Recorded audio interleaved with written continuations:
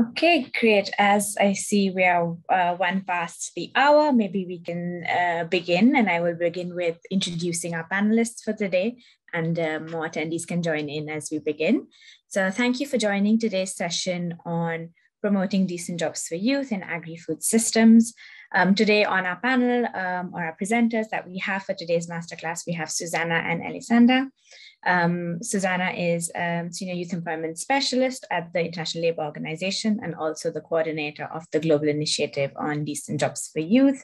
And we also have Elisanda with us today, who is a specialist on the rural economy and related sectors, also from the ILO. So without further ado, and in the interest of time, perhaps we can begin with today's session. We look forward to all the interaction by the participants here, and please feel free to ask your questions as we go along in the Q&A function that we will try and address throughout the session, but also towards the middle and end at the designated Q&A section. But please feel free to pose your questions on the chat already. Thank you. Okay, I will just share my screen and then over to you, colleagues.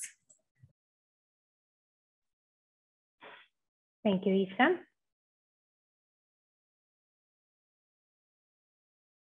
All right, so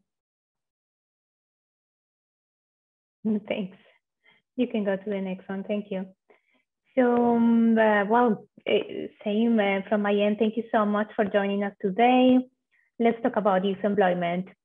Even prior to the pandemic, young people were already experiencing important disadvantages in the labor market. So what you see here in the graph shows you a little bit the distribution of where young people were prior to the pandemic vis-a-vis employment or the labor market in general. So we see large levels of unemployment. So you notice here it's small, but 68 million young people unemployed is quite meaningful. And sort of the usual or the most used indicator when we want to refer to the problems of unemployment is about the global youth unemployment rate being 3 times the rate of unemployment among adults.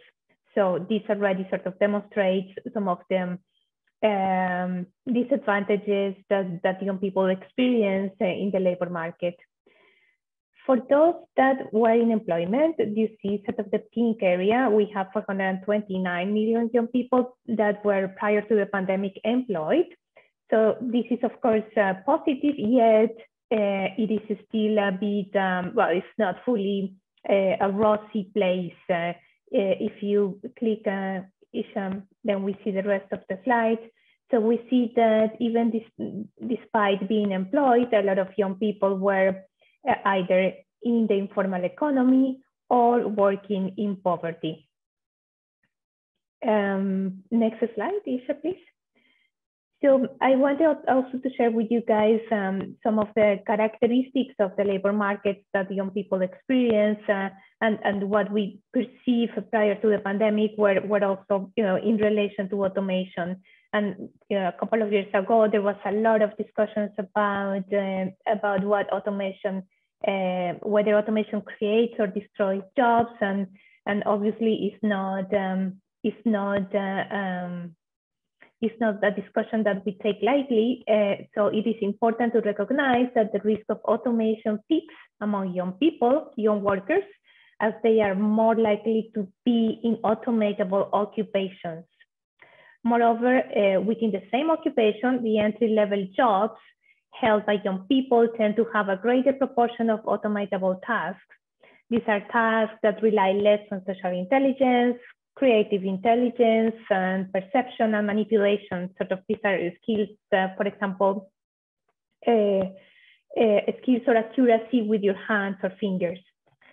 The second fact that we have in the slide is that we actually find that higher education gives entry to less automatable jobs, which is, it's a good thing for education, because then we place young people in a safer environment, away from a situation where they are more likely to lose their jobs to automation.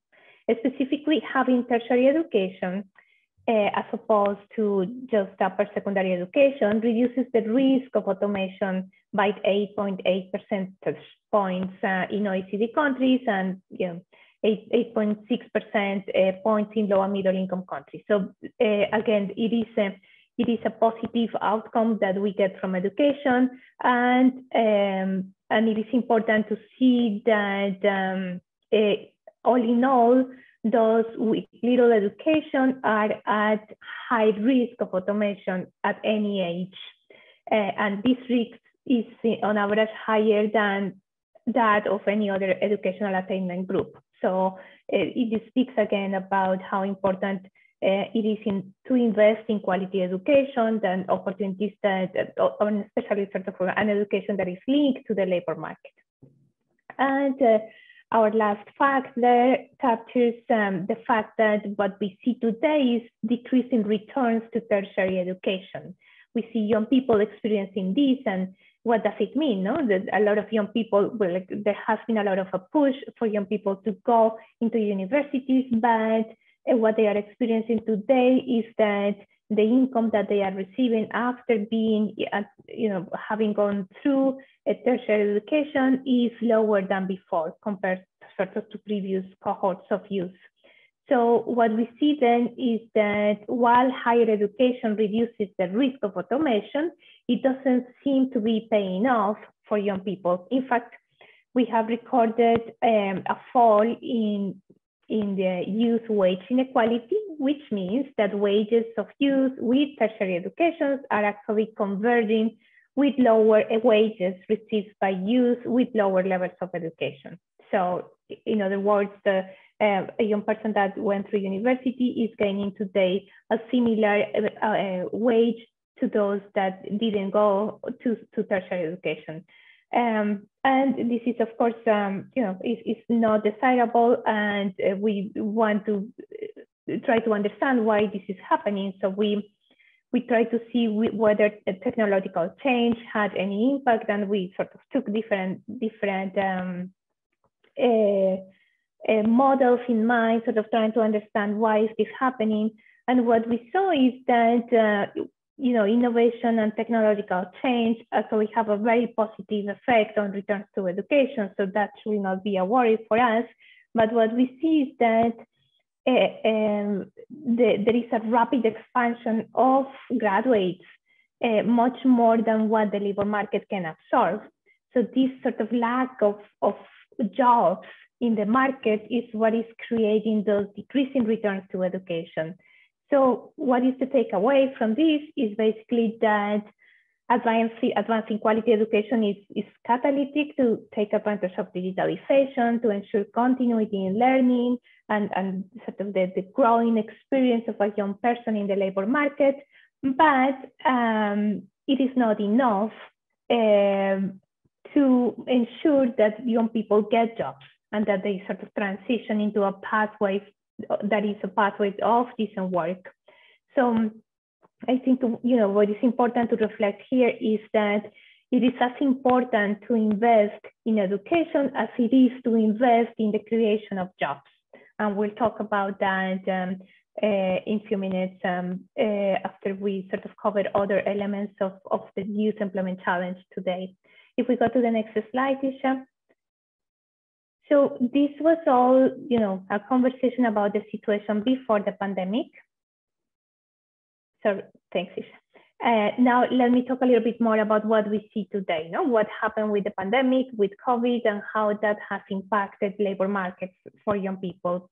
So COVID-19 has overall stalled any progress of the past years, especially among young people. And while youth are always heavily impacted by economic crisis and economic recessions, we have seen it before, but this time was worse in terms of the size and in terms of the speed of the economic impact, as well as the extent to which young people have been disproportionately affected by the crisis. So based on the country level data that we have at our disposal, we estimate that the global youth unemployment rate decreased by 8.7% last year, compared to a decrease of 3.7% among adults. So you already see in this graph, I mean, if you look in detail, you already can see that there is a very severe fall in the employment rates of young people vis-a-vis adults. And then when you sort of dig a little bit deeper and we divide this between women and men, then we can see that young women are actually the hardest hit by the crisis. So this, I should say, across all the countries for which we had this data, we saw a specific or particularly losses, employment losses in Latin America. So one can think about, like if there was a fall in employment, where these people that lost their jobs went. And it sort of turns out that they didn't went into unemployment, no? They didn't went into a situation where one doesn't have a job, but still continues looking for a job. Rather, they move massively in a situation of inactivity. And now that we are in a masterclass, it is super important to understand what is inactivity. And this is precisely the situation that a young person may be confronted with, that perhaps he or she lost a job and doesn't have a desire or interest to find a job. It is not in a school, it is not in employment, and has no interest to find a job. So we cannot classify this person as unemployed because he or she is not actively looking for a job. So this sort of inactivity is something very dangerous because it creates lack of hope, lack of confidence in themselves, but also in others in the labor market. So it is something that we need to understand and explore different ways and solutions to address it. I should say that as it is the case in general with employment rates, when we talk about young people that are not in employment, education, or training, which is called the NEETs, we see a very important dimension of gender within. So important to bear in mind. I think I'll leave it there for now, and I'll see you guys in a few minutes.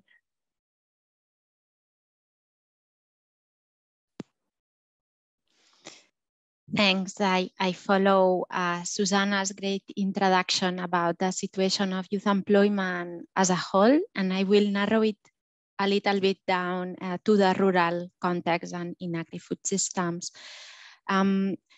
What I want us to bear in mind is that there is a global population that is growing and it's getting younger. So, I mean, according to the UN estimates that they provide, in 2019, and there were already 1.2 billion young people in the world. And the young population will keep growing over the next years, and that's particularly true in sub-Saharan Africa. So the world is challenged to absorb this growing youthful labor force in the coming decades. And at the same time, it's called to transform the agri-food systems and to set a path to the recovery from the crisis that we call it human-centered. So what can we, I mean, rural areas and agri-food systems are called to play a key role in that, and in particular, young people living and working in rural areas will be called apart, but they are facing many challenges, and many of the challenges were already there before the crisis, and many of them, as Susanna was just describing, have been further exacerbated. And I think today we can have a little bit of time to reflect on that as well. Youth in rural areas are overly exposed to poverty, to informality, to inequalities, and to other vulnerabilities, and what we call at the ILO and globally decent work deficit. So they often lack a voice in processes of discussion and dialogue. So these are elements I would like us to bear in mind, but I think we've been talking, and it would be the moment for us to reflect together. And we thought we could do that using a slide or a poll. Isha's will be helping me with the technological process of it, but I think there's a link in the chat box, and I think you can use as well the QR code that is appearing on the screen. And there should be a poll for you to provide your answers. And our question to you, actually, we would like to have a bit of an interaction with you. And our question would be, according to you, I mean, what are the greatest challenges that rural youth have been facing in the context of the COVID-19 crisis and I mean, the pandemic and the related crisis that has emerged and that we are still in? So thanks. Let's see the answers.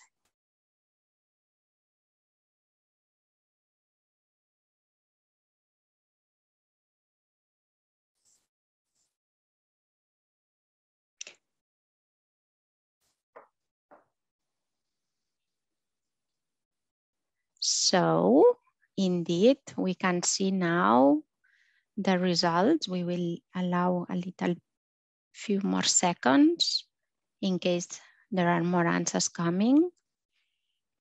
I see poverty is a key and together with jobs, and indeed many young people are working in poverty, especially in rural areas. So those are elements associated also to high rates of informality that are prevailing in rural areas and that have affected a lot young people in general, but in particular in rural areas, because oftentimes being employed in informality has meant that there is no access to social protection, when in an event of job loss means that it's more difficult to access to unemployment insurance and other kinds of even social assistance. So I think, Isha, when you feel we can stop that poll, so we move forward also, and we call it. So I think this very much reflects, so thanks a lot. The screen share is not shared. There's somebody flagging some glitch in the.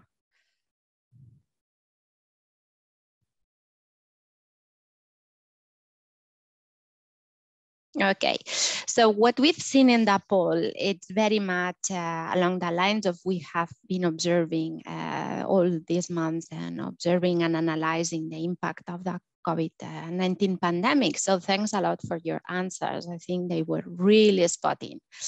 And what we have also to bear in mind, and I think Susanna hinted to that in her presentation, are that many of the changes and the transformations that are happening in the world of work will also, let's say, determine the pathway that we will be building as we head towards the recovery.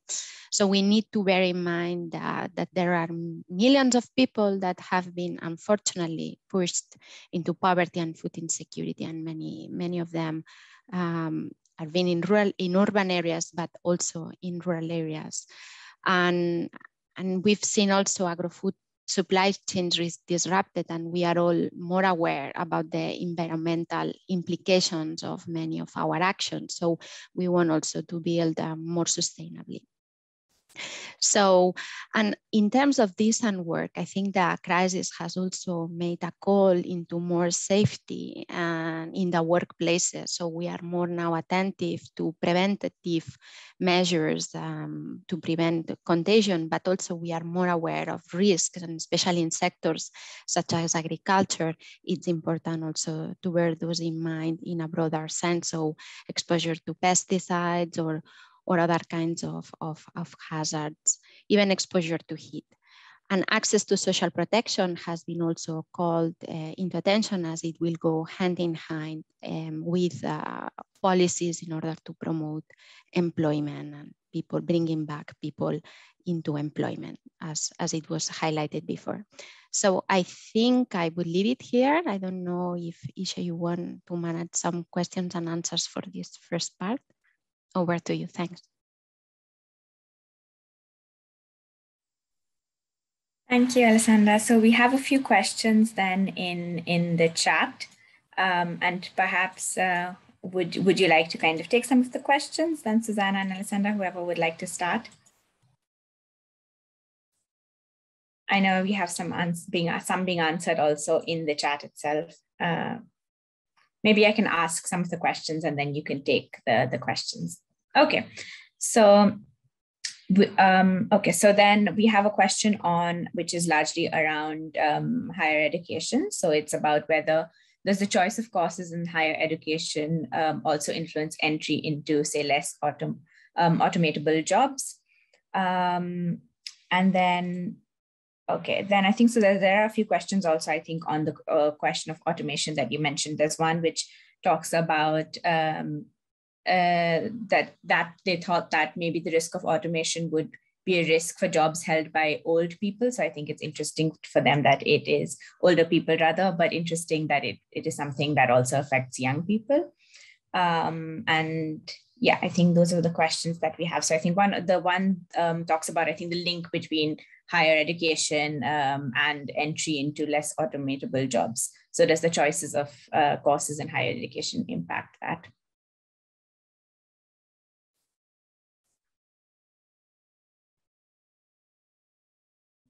So sorry, I was on mute. Yes, so I think I've already answering some of the questions, and I will continue doing so while Elisenda speaks. But and indeed, you know, as I mentioned before, there are some choices in even already that start with secondary education that may lead to a path of being more susceptible to automation. So what I mentioned before, for example, the fact that a lot of young people tend to have more automatable tasks, not even jobs, but specifically tasks, and these are tasks or you know that rely less, which means that we need more skills on social intelligence, creative intelligence, perception, and manipulation. And as I explained, manipulation is some things that we do with our hands or that we do with our fingers. So it goes very much to some level of detail in terms of industries that demand this kind of skills.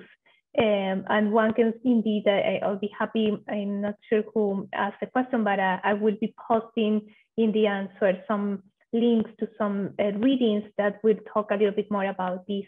So with that, over to Elisenda if she wants to cover.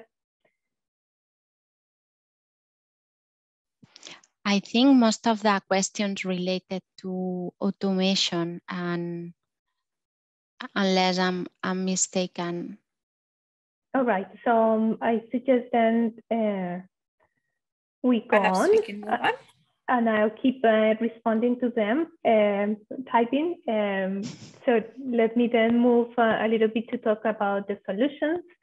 As you may have noticed, then my responsibility is to cover a little bit more of the global issues, and Elisenda will delve into more the rural issues. So Isha, you want to post the slide now? Sure. So I think we can use the link that we used previously just to get, before Susanna touches upon the different solutions, maybe to get your perspectives on what some solutions could look like. So the link is should be in the chat, and I will share, or you can scan the QR code here, and maybe we can look quickly at your perspectives.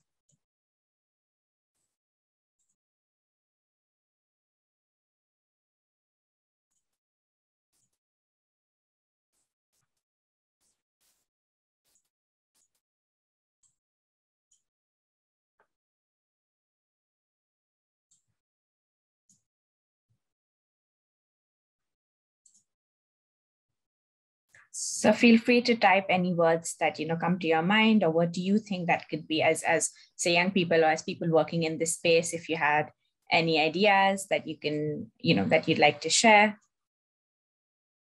Okay, so we have build capacity. So build capacity of young people, I think, or providing financing opportunities, financing education, access to credit.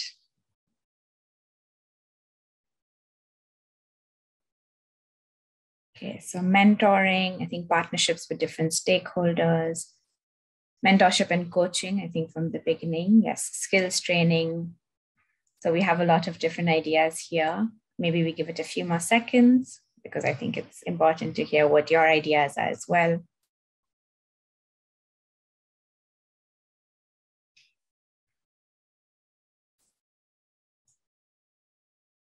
Okay, voice is another one as well that we have here, which I think is interesting as well. Land ownership and use, right?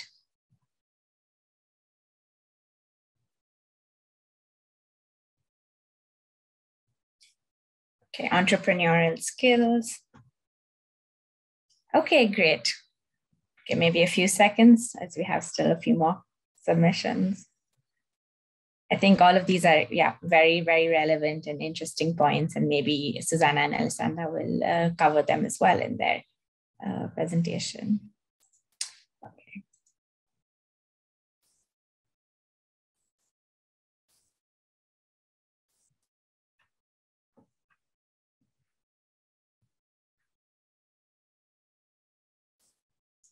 Okay, but are you able to see my screen on the presentation? Yes. Okay, great. You. Thanks, Isha. So, I mean, all of those ideas are very relevant. I will try to integrate them into this slide.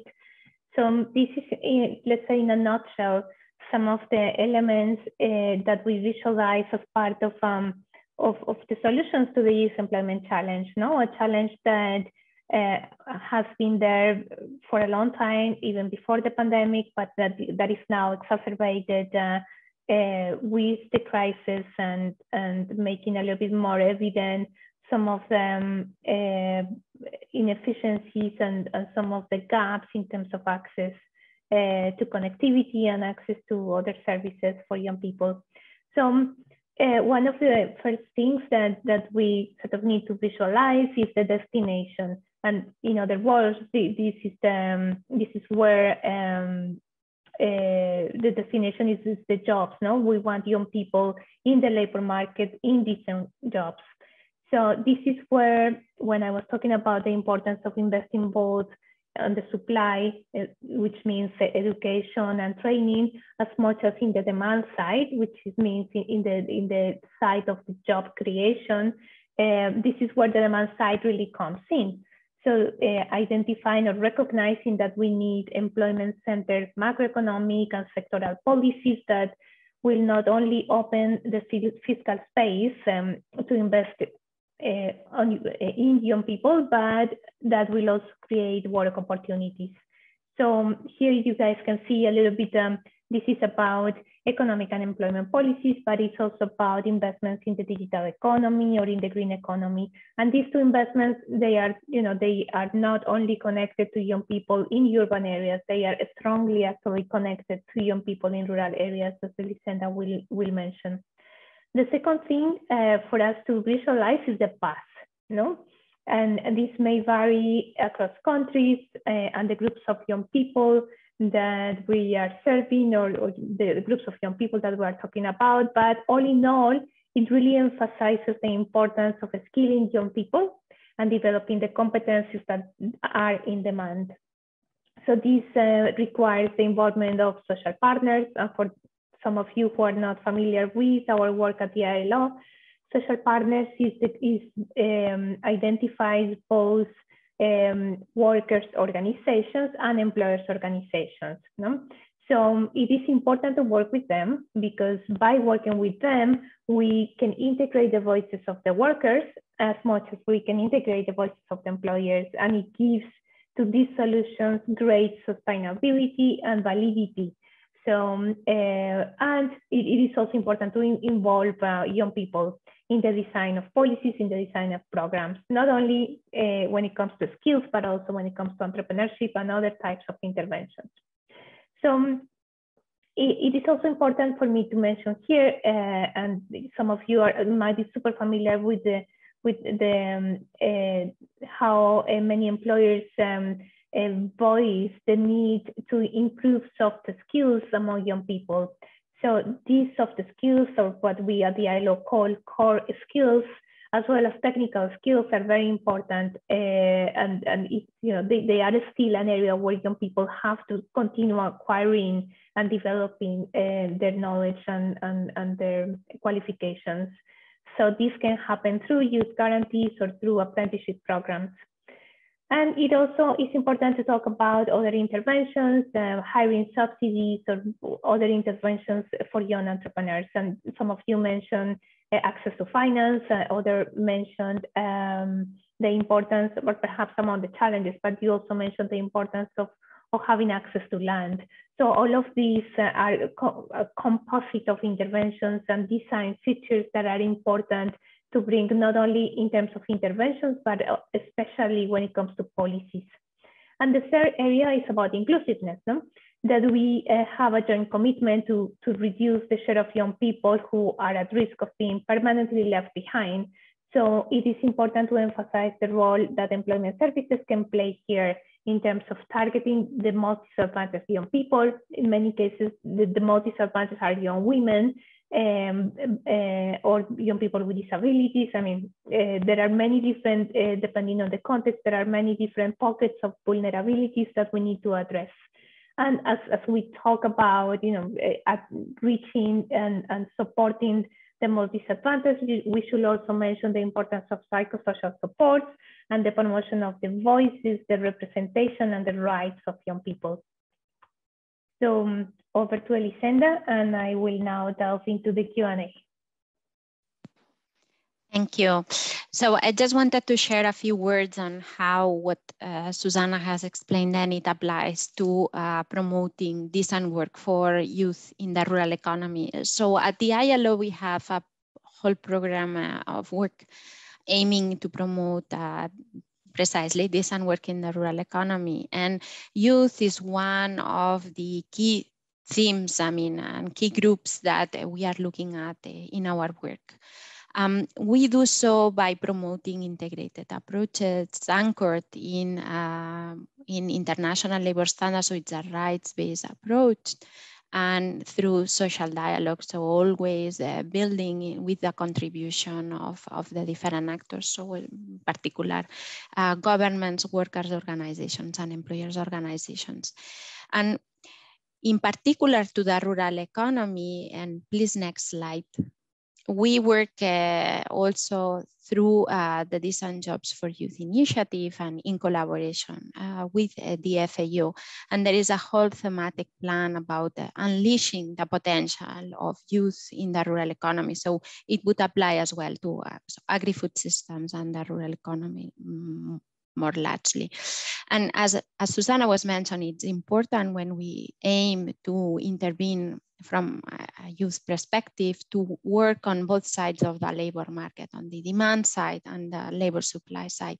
And oftentimes the evidence has shown that the successful interventions are those that are multi-pronged. What does that mean? That are intervening through different angles simultaneously, because the challenges are interlinked and are many.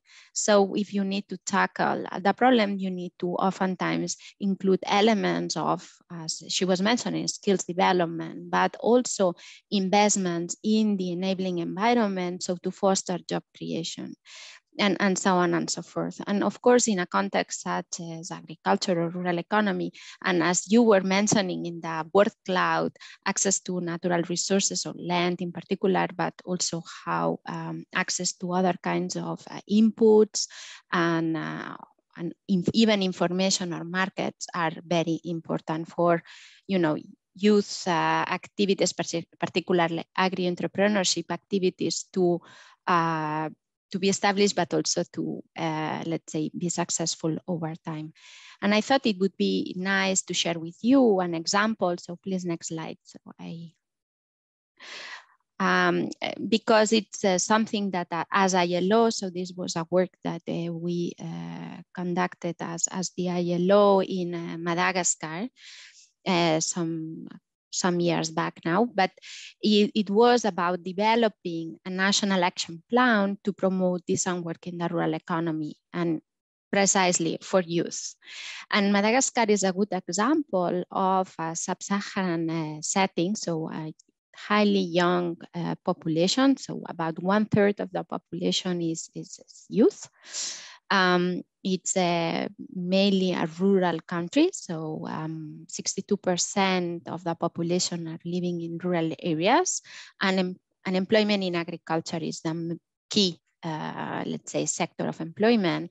However, it's facing many challenges, as we were discussing before, in terms of poverty, in terms of, you know, underemployment, informality, and all what comes with that. So, as we were saying, lack of access to social protection, for example. So many young people were saying we would like and we would have aspirations as to, let's say, pursuing some activity in agriculture and in rural areas. However, we are facing these many challenges to do so. So there was a recognition of the potential of agriculture and the rural economy. However, there were many challenges in order to transform that into reality. So next slide, please.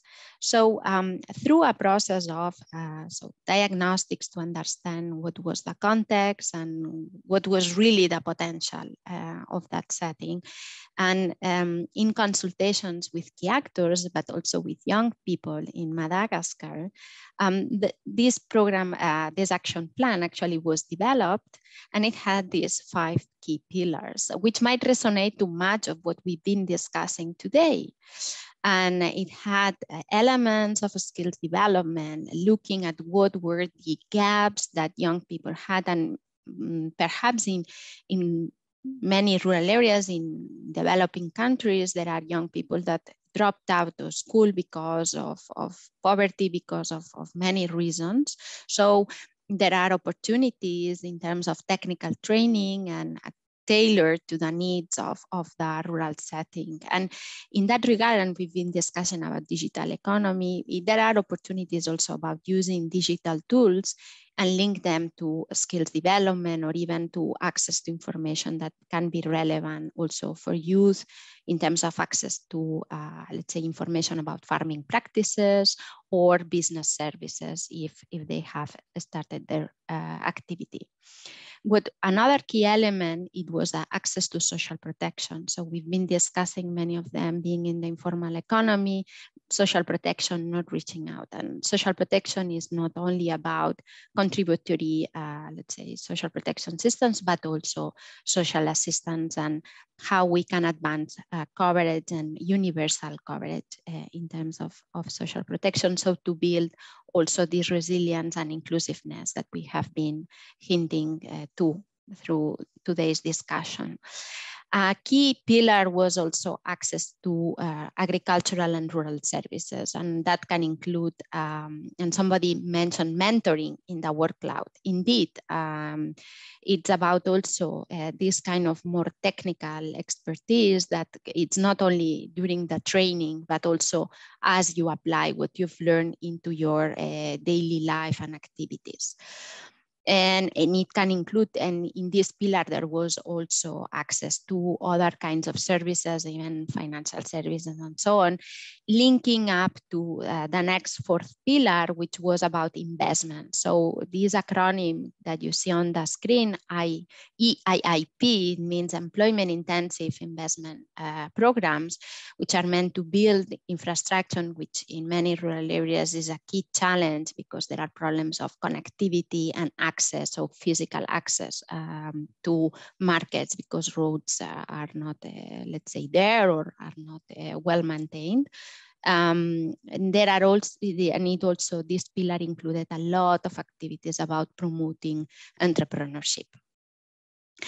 And last but not least, I think it was very important to include also this 5th pillar about social dialogue and rights at work, and that is about giving voice and strengthening the capacity of organizations that are in the rural economy, and in particular that have youth branches or that can include younger people or even young youth-led organizations to participate in the implementation of this action plan.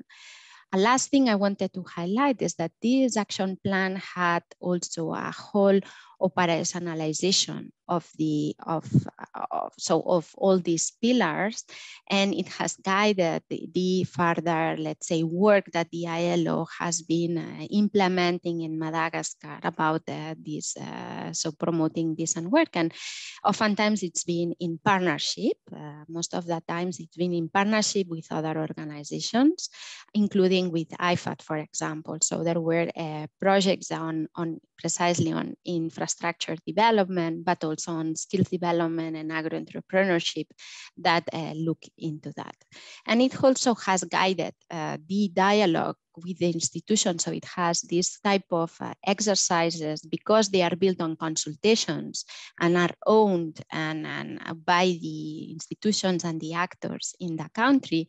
There is also a established dialogue and relationship that can guide future discussions. So I was yesterday again connecting to Madagascar and discussions they are having about harnessing the potential, for example, of the blue economy. So all what's related to coastal activities and even aquaculture. So next slide. So with this example, I wanted to share where we are heading to as we move ahead. So we've been discussing many of the challenges and where are the solutions. So we have a sizable challenge ahead, sizable because there are many young people that are joining the labor market, but also many young people, so like young men and women that have been affected by the crisis in many ways. So we need to take action now and ensure that we will manage to reach the goals by 2030, and there's not much time left. So how we can accelerate action, and we do that by collaborating with others and building, of course, on each other's comparative advantage, so on our own comparative advantage, and through social dialogue. But I think in that is that we have always to keep in mind that we are working for youth, but we need to work with youth so that these solutions are long lasting. And elements that will be key as we move ahead, we will continue working on analytical gaps or knowledge gaps, data gaps, because they will inform our discussions and the decisions. And also looking at how policies that are being formulated then are translated into operations and programs, so that we can ensure that we reach results. And a key element for me is building the capacity of all the actors involved. So with that, I leave it here, and I hope we can have a nice discussion in the minutes we have left. Thanks.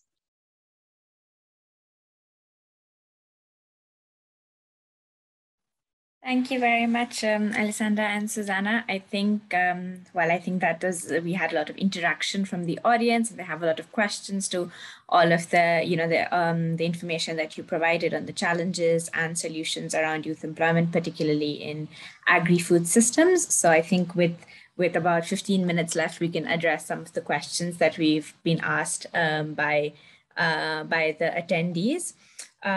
So maybe I can start with maybe 2 questions, and then depending on time, we take more questions because there are quite a few. So I think maybe one which is more general on youth employment, and the other which has more of a focus on, say, on agri-food systems.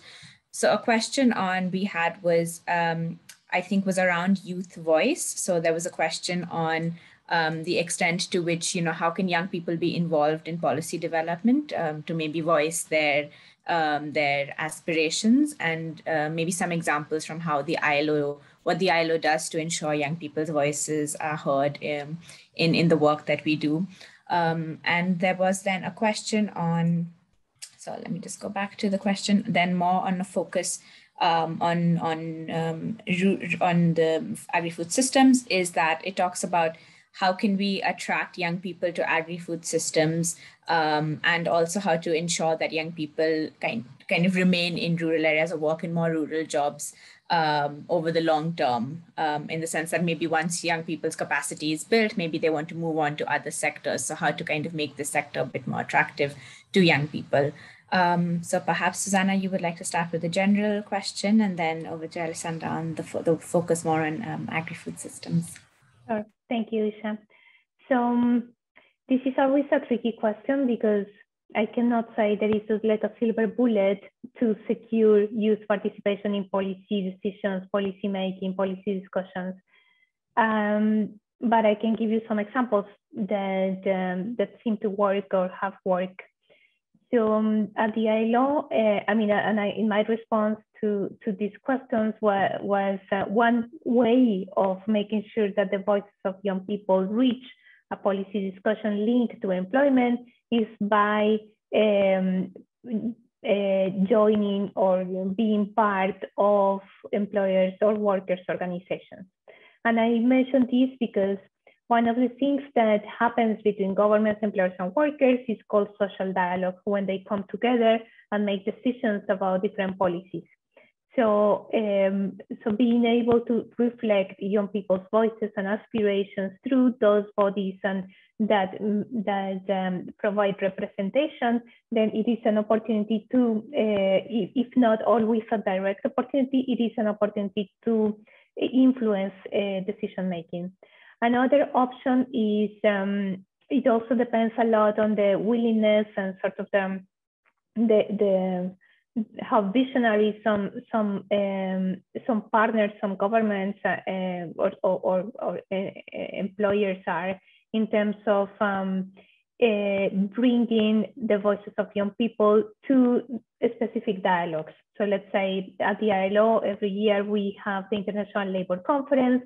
And within that conference, one of the things that happen is precisely this negotiation between employers, workers, and governments around policies.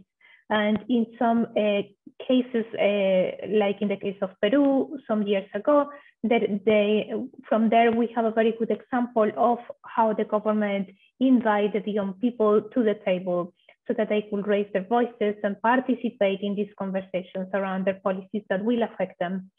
And then, something that is important is that we continue improving our own skills when it comes to meaningful youth engagement, because we often talk about that, but we often sort of keep experimenting and trying to improve it and doing it better. No? Many times what we think of it is meaningful youth engagement ends up being tokenism or like bad engagement. So it is important to continue sort of reflecting all organizations and at the ILO that it is something that we are very much working on in terms of being trained and retrained on how to secure that meaningful youth engagement. Over to you, Elisenda.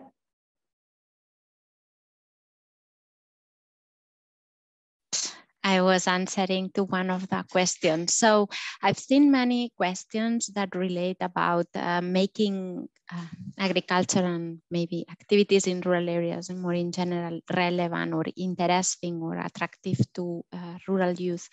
I think this is one of the key questions that keep posing and in many discussions and interactions of like the one of today, but even in countries. I think it's a matter of making activities rewarding, and that means income generating, but also that provide good working conditions. So there is an element of better quality jobs as well in agriculture, and that's relating to what we have been discussing today. Promoting a transition to formality, access to social protection, safe workplaces, combating gender inequality, and there is an element as well about investing in making rural areas attractive, and that's what I was really speaking about infrastructure and connectivity and being able to have even a social life and interactions and in rural areas, in rural settings. And I believe that together with having voice and along the lines of what Susanna has been describing, it's important in this element of attractiveness in rural areas. So that's something that we were discussing before the pandemic in the context of transforming rural economies in the discussions we were having about the future of work. But I think that's still relevant or even more. And there's been in some countries some return to rural areas during the pandemic, and that has reopened some debates and discussions along those lines. And I've seen also there was a question very interesting about gender. I provided a link to a publication we have on a small, short guidance note about empowering women in rural areas. I think very much it applies to the younger generations as well. There is a strong strive to break this perpetuation of gender inequalities in the younger generations. That passes a lot about changing gender norms, social norms, stereotypes, and enhancing this access to skills development, also not only primary but secondary and even technical and tertiary education to young women. And we are having a lot of discussions as well at the ILO about the care economy, and I think that applies as well to rural areas, because it will not only have implications in terms of job creation, but importantly in terms of unpaid care work that often it's a burden for women, and in rural areas is a particular problem. And I think, I don't know if there are other questions. I think there were some questions that regard food losses, and I would leave it that to colleagues in the FAO that would cover those elements that are more in the realm of state. Just to reiterate the importance of having young people joining the discussions, and to me today it's a good example of that, and I hope that there are opportunities of this kind also in the future.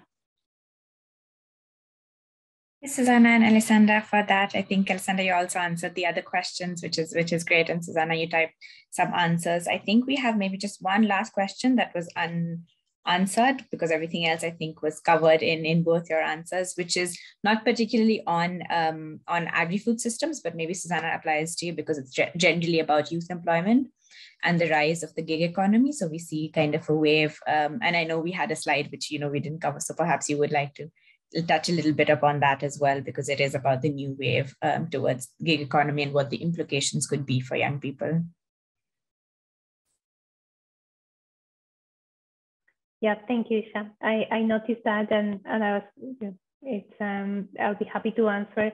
So indeed, I mean, what we see is that the digital transformation has, of course, the potential of expanding job and income generating opportunities among young people.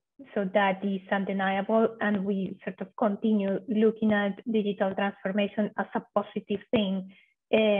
What is important also to recognize is that it brings, or it comes with some challenges, that sometimes the kind of regulations that we have are not ready to deal with the speed of the digital transformation. So, and those challenges are indeed most particularly related to the security and stability of employment for people in general, but especially young people in the gig economy. And in addition, let's say, to the stability and the security of employment, there is also an issue about career development of young people, and how in many situations being in the gig economy also means that young people do not have the same opportunities to upskill or reskill as if they were in other types of jobs, especially in wage employment. So the COVID-19 pandemic has indeed accentuated and pushed a lot of young people into work platforms and gig economy in general. And it is indeed, there is a strong trend towards the provision of goods and services online. So as the demand for those services online and the developments in terms of connectivity advance, then then we owe to young people, and we owe to think a little bit more what are the implications of technology developments and, let's say, the digital transformation. So one of the things we see, and we recently at the beginning of the year, we published a report. I'm happy to put a link if we have time, but in that report, we focus a lot on the gig economy, and what we saw is that across sectors, workers on online web-based and location-based platforms are typically below the age of 35. So we are talking a lot about young people, and not only about young people, but without sort of crisscrossing to the two things, we also realize that a lot of the workers on online web-based platforms are well educated. So that means that they have above secondary education. Many of them are taxi drivers, delivery workers on location-based platforms. So this it's indeed something that we need to study a little bit more and look into what are the regulations that are needed to make sure that young people can continue benefiting from the gains and the positive elements of the gig economy, while also being protected, while also sort of building a career path that goes beyond their occupations in the gig economy. So so let's, something that we need to push is, let's talk more about what happens to the employability of youth in the gig economy, what happens to their career prospects and the long-term earnings. And just to add to some of the questions that you guys made before that Elisenda addressed, I think one of the things that is important for us, IFAD, ILO, FAO, it is also to work with the private sector when it comes to understanding the impacts of their actions in their value chain, and how those actions affect young farmers and young people in the rural economy. So creating those partnerships, public-private partnerships, including with young people, are important, so that we put some of those difficult questions on the table and start talking more about how to make agriculture more attractive, how to make it more profitable, should be the word, no? How to make sure that it's profitable for youth and for the non-young or less young. Thank you, Susanna. We have about 2 minutes left, so I think that's a good caveat to move to maybe just a few closing lines from me. But thank you very much to Elisenda and Susanna and the team at the World Food Forum, Lucia, Davide, and everybody who's been involved in kind of helping us organize this session. And thank you to our audience for attending. Because Susanna, you mentioned, you left it off on the importance of partnerships, just to say that we obviously are from the Global Initiative on Decent Jobs for Youth and the ILO, and the initiative is led by the ILO, which really is supporting young people, supporting the idea of creating decent jobs for young people and promoting that idea. And we'll be happy to kind of share links with you, but it is a global partnership of UN entities, young people, private sector, NGOs, really working towards the goal of a better future and a present for young people with decent work opportunities. And we've been happy to work with the World Food Forum team, which also kind of brings together different partners in this space. So thank you very much, everybody, for joining in. And we look forward to meeting with you soon in future events. And the slides will be shared in the Trello board, which I think Lucia shared in the chat, but we'd be happy to share the slides with you. And hopefully we can have a discussion on similar lines soon as well. Thank you very much, everyone. Bye-bye. Bye-bye. Thank you so much.